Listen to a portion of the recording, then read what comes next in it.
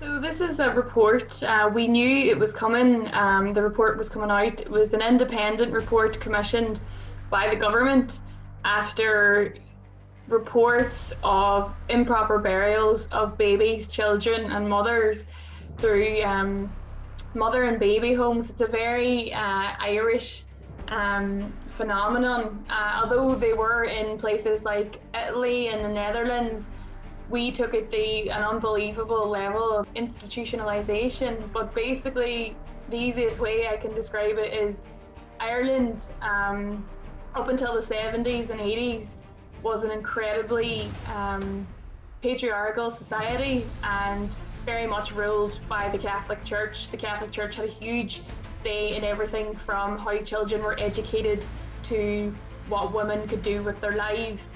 We were quite late, as everyone knows, we only legalised divorce in the 90s. We only legalised abortion in the last few years. So the Catholic Church has had a stranglehold on Irish society for an incredibly long time. And through that, the mother and baby homes came about. So what they were basically poor houses or workhouses they used to be under the British rule. When Ireland became its own free state, the Catholic Church took over in a big way when it came to the rule of society, and all this morality and this really weird attitude about sex and piousness came in, and basically young women, or any woman who became pregnant, who wasn't married, could not stay in normal society. The church would not have it, and society for a lot of the time wouldn't have it. So these women were sent to these workhouses, for want of a better word, where they would go when they were pregnant, they would give birth there, and while they were there, their baby would be given away for adoption. A lot of the time under duress. The women were not given much choice in giving away their baby, and when they were there, they were subject to horrible beatings, neglect. We now know that 56,000 women came through the doors of just 18 of these homes. There was a number of homes across Ireland. However, they only investigated 18. In these 18, they found that 56,000 women were incarcerated, and a lot of these women were children. Around 5,000 of these women were under 18. They were girls, and around 9,000 of the 57,000 babies that were born there died. So 15% of the babies who were born in these homes died through a range of issues, usually being neglect, malnutrition, different respiratory diseases. And the report basically laid this all out for the Irish people last week, and there has been massive outcry since that the report doesn't go far enough. We know from survivors' testimony that it was incredibly cruel at times, and survivors think now that the report kind of gives a bit of a free pass, that it doesn't really head home how bad it was in there and the kind of trauma of forced adoption. Were those babies found dead? The other issue we have now is that these children who were illegitimate often did not receive proper burials. We know through research that around 796 children are believed to be in what can be described as a type of septic tank. Their bodies were discarded underground in the septic tank. A local historian broke the story and basically said, there's 800 children here, their bodies are here, and it's now being exhumed. There are other burial places. We know in Cork there is around 600 children's bodies that have never been found. So the report brings a lot of questions about how these children died and how they were buried. And for over 1,000, we know for definite, their bodies have never been found. What was going on in those houses according to the report and to what we know so far? Because I think that a lot of crimes were either committed or hidden. Absolutely. So it was an incredibly cruel place for a lot of the women there. They often talked about, these institutions were run by nuns and overseen by priests and bishops. They suffered a lot of physical and mental abuse while they were there. They were often incredibly ill themselves. A lot of them might have been heavily pregnant. We had reports within the report of heavily pregnant women being asked to cut down trees, to cut wood while they were very pregnant. There's also reports of women who had just given birth, who were still very, very weak, been forced to clean floors until their stitches burst.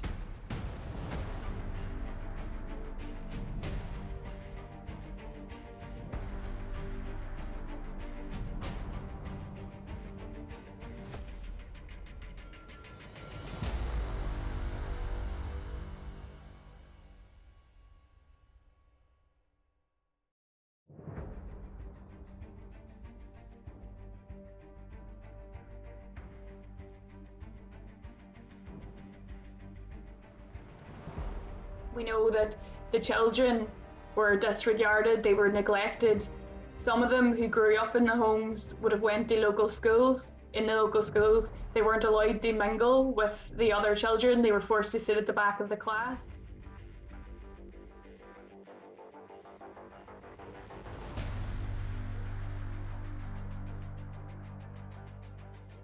They were treated differently. They were treated as basically that they were lesser people in society because they were illegitimate children. And we know that that's had widespread trauma for both the mothers and the children, and there are still thousands of people out there who don't know their real name, they don't know who their mother is, and they don't have access to their birth certificates or medical records.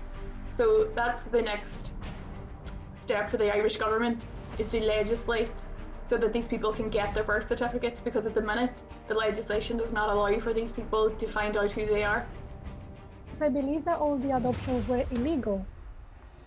Yeah, so this is where the survivors fall down with the report. The report kind of says, well, you know, it wasn't a forced adoption, but the women say, well, I was outcast and I was traumatized and I was told I didn't have any other choice.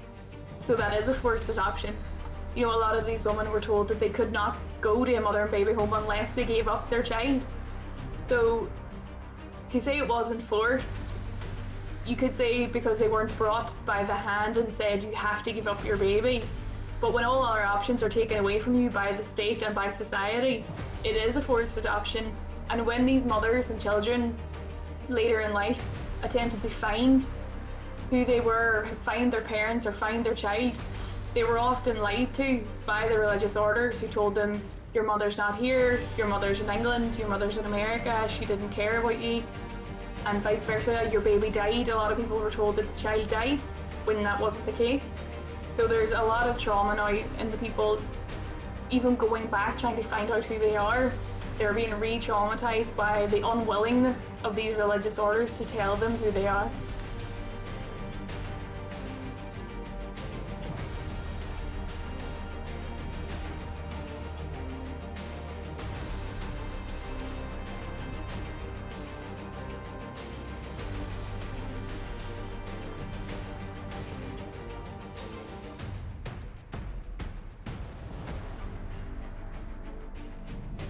To believe that either the government or the church as institutions, right, that I believe represent some people or a lot of people, you know, they should say something. Yeah, so we had apologies last week. The Taoiseach, which is the Irish Prime Minister, and his deputy, they both apologised on behalf of the state. They said, you know, even though they tried to kind of place blame on society, place blame on the religious orders, the state still had a responsibility to these women as citizens, which they neglected. There was no political interference whatsoever, even though they knew about the mortality rates of the children who were there. It was never mentioned at Cabinet. It was never brought up in the government until later in the 70s and 80s. There was a willful ignorance a lot of the time. And they said that during the week. The politicians have stood up and they said, you know, we're sorry that we didn't do enough. And so on behalf of the government, the state and its citizens, I apologise for the profound generational wrong visited upon Irish mothers and their children who ended up in a mother and baby home or a county home. As the Commission says plainly, they should not have been there. I apologise for the shame and stigma which they were subjected to, and which for some remains a burden to this day. However, the Taoiseach has come under a lot of criticism because he was at pains to explain that society itself was very rejecting of these women, and he kept talking about society and how it was society's problem. But a lot of people have said, well, the two major players, the most powerful institutions in the society, were the church and the state. So a lot of survivors believe that the blame lies solely with the state. And this might go even farther, right? I've read that there is some hints that babies could have been gone to UK or even the US, which is something that also technically, well, like more institutions might be involved, or more people that probably nowadays is complicated to follow. Yeah, there's huge issues with illegal adoption. We know for a fact that these some of these babies were advertised to American parents. American parents would come over and pick up the baby, or a woman who was working in the home would fly to America to hand over this baby to American parents. These religious orders, their paperwork isn't great. It's hard. The Commission said it was hard to make out whether the religious orders had made money from it or not, but they are aware of a lot of donations from American parents in the years after they adopted their baby. There's no way to say whether they were told they had to pay for this baby or it was a voluntary payment. It's hard to work it out. The Commission can't really say either way. A lot of survivors believe they did make quite a lot of money on it, but it's hard to prove. But we do know that over 1,000 children went to America through these religious orders. And when it comes to investigating and people trying to find out where their children are, this makes it so much more difficult. In the UK, it's a bit easier because you're a bit closer and you understand the systems of law and how things work. But for the people who either their children are in America or children in America looking for their parents, it's incredibly difficult. And I think for a lot of people, they might never get answers. Was this a misogynistic act? Because we are talking about women, we are talking about how they suffered, and a baby is actually something that two people do or care about. So where were all those men at that moment and even now? Exactly, it is a really good question. Where are all the men? We know that there was a small number of men who fought for their children. Not everyone went into these homes as a result of rape or incest. There was a lot of women who went into these homes who might have had a boyfriend, had a partner, was very much in love. However, when they got pregnant and they weren't married, society, their family, local village gossip would have meant that they had to go into these homes. And we do know that there are men who stuck around, who tried to fight for their children, but they are very much in the minority. We know that a lot of men moved to England, moved to America, joined the army, did not want to have anything to do with the mother of their children. A lot of these women would have been victims of rape, incest. We know, for instance, that one of the women who gets sent to one of these homes, it was noted in the report, was actually pregnant to a politician at the time. He's not named in the report, but he was a serving politician in the parliament. So the men are very much not mentioned. Even in the last week, men's voices have been few and far between. There's a lot of hand wringing and men saying they're very sorry, but the actual fathers of these children have not been coming forward, and whether that's through their own cowardice or as a society they don't feel like they could come forward. But for every woman there is a corresponding man, and they are absolutely nowhere to be found, and they play a very small role in the report as well. You think, knowing this now, that this could have happened in any other countries in the world back then? I know that there were types of mother and baby homes in Italy and the Netherlands, but I would say Ireland was very specific in our adherence to the Catholic Church. I don't think any other society in Western Europe had such an unfailing commitment to allowing the Catholic Church to dominate society. Grown adults, would have answered to the parish priest about their life. They had such a hold over Irish society, and I don't think any other society has let the Catholic Church have such a tight grip. I mean, to only allow divorce in the 90s is, laughable to me. Now I'm 29 and that sounds so funny to me that we only legalized divorce then. But, even the likes of porn, for instance, you could not get porn in the Republic of Ireland for many years. And it's because the government worked very much in tandem with the Catholic Church, and they ruled the roost when it came to things like abortion, pornography, divorce. So I think although there were mother and baby homes in different countries and people have different cultures when it comes to shame and morality and sex and intimacy, I think Ireland was incredibly specific. How is it now? What is the extent of the power of the church as an institution now? There is no comparison, to be honest. Our society has come on about 50 years in about 15.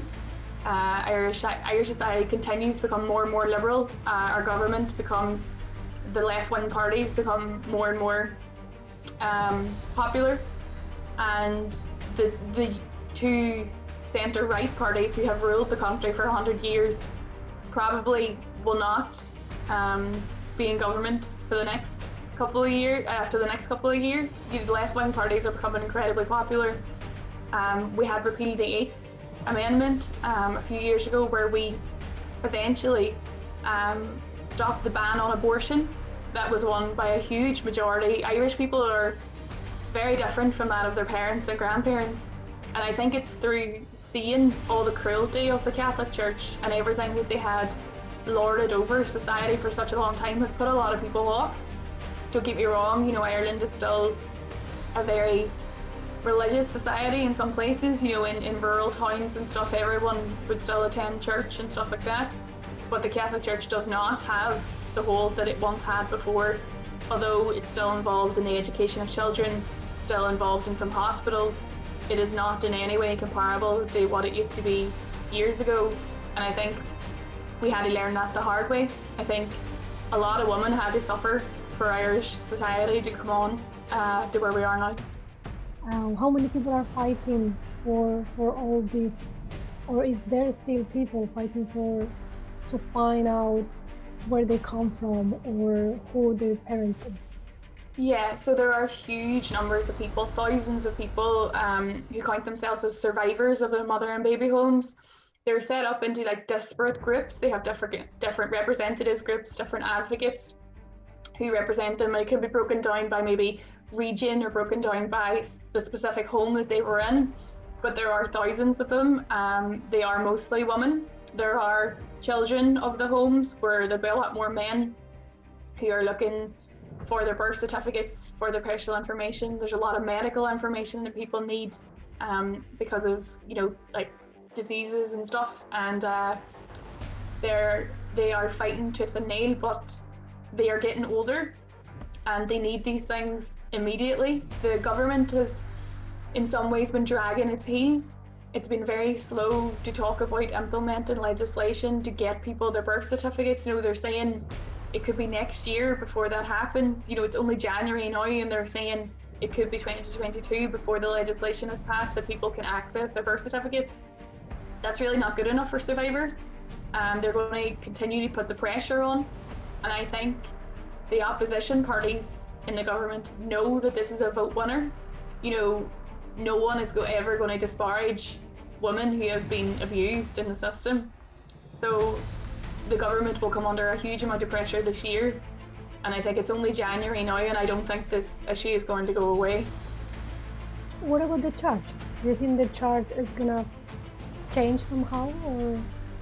A few different religious orders have put out apologies as well. You know, they've apologised for certain things that happened within the homes. Also, there is a lot of talk now about the churches having to pay compensation to the survivors. You know, that they would have to pay their fair share, because there is going to be redress, there is going to be compensation for survivors, and it'll be through the state. But the government have already said that they want the churches to pay their fair share as well. Whether that happens or not, we don't know. There is previous legislation that tends to let the church off the hook when it comes to compensation payments. However, it does seem that some of them might be willing to pay some money towards it, but I don't think it'll ever be enough for some survivors, and I think they're completely justified in that, because a lot of people believe that the churches should pay more than half, more than their fair share, because for all intents and purposes they ran these institutions with very little oversight from the government, and then therefore they are responsible for what happened there. I believe there are people that would think that, you know, the conditions were different. So the government was the government of a poor country, or a country that was trying to get out of the poverty and, you know, just got the independency, etc. And then the church was doing, I believe, what they thought it was, you know, good or correct at that, you know, back then.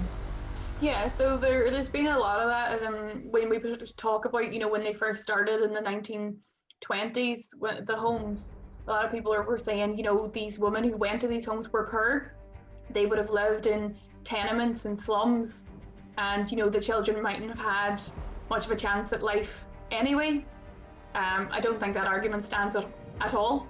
I don't think the 56,000 women who went into these homes would have every single one of them willfully neglected their child until the child died. I think the argument that Ireland was poor does not stand up either, because if the state didn't want these institutions to exist, they wouldn't have. So to say that, oh, Ireland was a poor country and we couldn't have done anything about the conditions, they also didn't need to exist. There are other countries who just let women have children who aren't married and don't banish them away. So I don't think those arguments stand up. I think willful neglect and willful cruelty in a poor country is the same as willful neglect and willful cruelty in a rich country. How do you think, and this might be a personal, you know, opinion, that this is gonna end? I don't know. I know the Irish government well enough that if they feel like they can kick the can down the road until it all blows over, I think they'll try it. The Minister for Children seems to be an incredibly genuine and dedicated person, but the government he is part of does not seem to be very enthusiastic about expediting this legislation. I can't say for what reason. I don't know why they want, why it's going so slowly when it could be sped up. But I think the public mood is one of huge support for these survivors. The public was disgusted by the report and disgusted with the church and everything that happened. So I think as much as they might like to put it off, I don't think it's going anywhere, and this government will probably have to be forced into acting a bit quicker because of that. Aoife Moore, political correspondent for the Irish Examiner, thank you very much for being here with us and for telling us a little bit more about all this topic. Thank you. Thank you.